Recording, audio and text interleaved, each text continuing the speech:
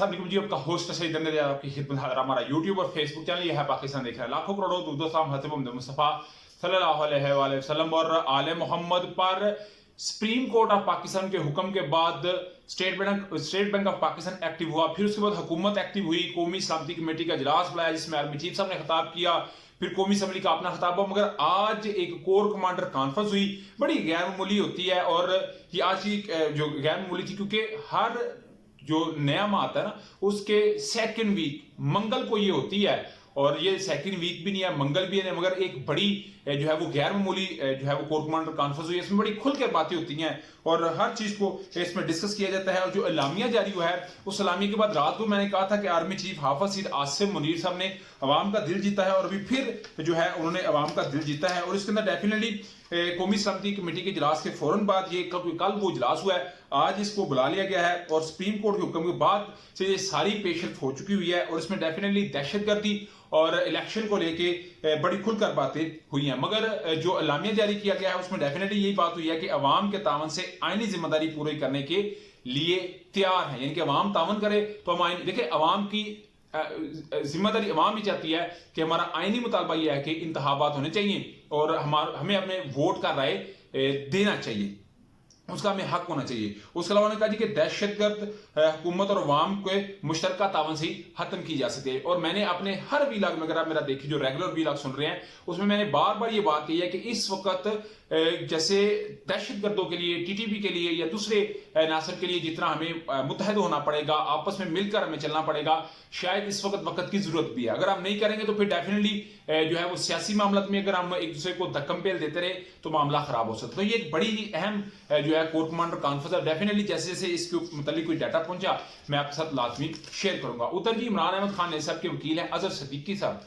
अजहर सदीक साहब बड़े तगड़े वकील हैं और बड़े कहते हैं मंचे हुए वकील हैं। जिस केस में हाथ डालते हैं लाजमी जीत के निकलते हैं। आप जानते हैं कि एक सीसीटीवी फुटेज भी जारी हुई जिसमें 4 लोग आए, उनके घर में पेट्रोल बम फायर किया गया, फेंका गया, फिर उनके घर के बाद फायरिंग हुई। तो उसको आप जानते हैं कि कल थाना डिफेंस के अंदर उसकी दरखास्त दे दी गई थी और उसमें बकायदा तौर पर वज़ीर आज़म पाकिस्तान को मुल्ज़म ठहराया गया, वज़ीर दाखिला पाकिस्तान राना सनाउल्लाह साहब को और निगरान वज़ीर आला जो मोहसिन नकवी साहब है उनको उस दरखास्त में नामजद किया गया।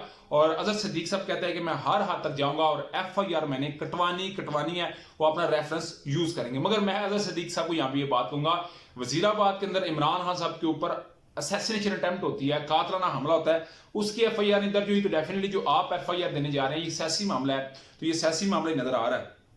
मगर अजहर सदीक साहब पूरा इसके ऊपर जो है वो एड़ी चोटी का जोर लगा रहे हैं। तो मैंने कहा ये भी आपको बता दीजिए। उसके अलावा जी शाहिदा खान अब्बासी साहब किसी से ढके छुपे नहीं और उनकी जो सियासत है बड़ी बोल्ड हो चुकी है। हालांकि मरियम नवाज साहबा उनको जलसों में लेके जाके हाथ खड़ा कर रही है। नवाज शरीफ साहब कह रहे हैं कि अगर आप मरियम नवाज साहब के हक में नहीं बोल सकते तो काइंडली उनके खिलाफ भी ना बोले। मगर आप जानते हैं उन्होंने कल कराची में नैब भुगती, फिर इस्लामाबाद में नैब भुगती, तो उन्होंने बकायदा तौर पर यह बात कही है कि इस हुकूमत से अवाम का इत्मीनान उठ चुका है। यानी कि वो PDM का मतलब कह रहे हैं कि उनके लिए अभी अवाम लिए कोई इत्मीनान नहीं है, अवाम उनके ऊपर इत्मीनान ही नहीं करती।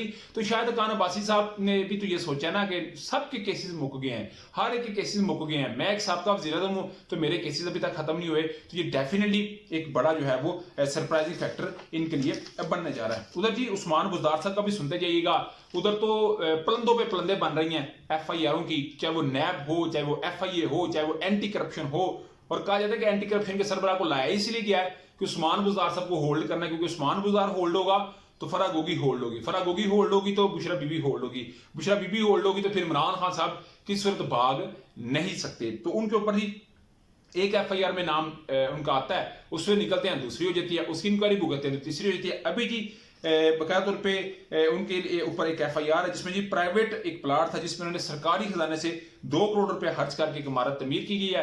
तो उसमें भी करप्शन का मामला उठा के छोटे छोटे मामला में, क्योंकि उस्मान बुज़दार साहब को लाना है। उस्मान बुज़दार साहब भी कहते हैं मुंह से कि मुझे पता है कि ये क्यों मेरे लिए सब कुछ कर रहे हैं और उसकी वजह यह है कि मैं क्योंकि इमरान खान साहब का सिपाही हूं तो मैं उनके लिए सब कुछ कर रहा हूं, तो ये मेरे लिए मामला को टाइट कर रहा है। तो इमरान खान साहब ने भी ईद के बाद मुझे लग रहा है कि अदलिया बचाओ तहरीक का एक बाज़ाब्ता तौर से ऐलान कर देना है। और उन्होंने रात को भी कह दिया कि मेरी स्ट्रेटजी है और ये 2013 वाली स्ट्रेटजी मुझे लग रही है। मगर इमरान खान साहब मुझे लग रहा है कि वुकला का जो 50 वुकला को इकट्ठा कर रहे हैं 50, इधर से 2/3 मेजोरिटी आ रही है इमरान खान साहब के साथ। तो वुकला के लिए इमरान खान साहब, अदलिया के लिए इमरान खान साहब, सुप्रीम कोर्ट की बहाली के लिए हाई कोर्ट की बहाली के लिए, उधर के चीफ जस्टिस और जस्टिस साहबान की बहाली के लिए इमरान खान साहब सर तोड़ कोशिश कर रहे हैं। आप क्या समझते हैं इसमें इमरान खान साहब कितने % कामयाब होंगे? क्योंकि मुझे तो लगता है 100% कामयाब होंगे, क्योंकि अवाम का एक उनके साथ समुंदर है। आप क्या समझते हैं कितने % है? लाजमी कमेंट से शेयर कीजिए। आज की वीडियो पसंद है तो चैनल को लाइक सब्सक्राइब अपने दोस्तों से शेयर कर लीजिए। नेक्स्ट अगली होस्ट को जय दी अल्लाह का हम अस्सलाम।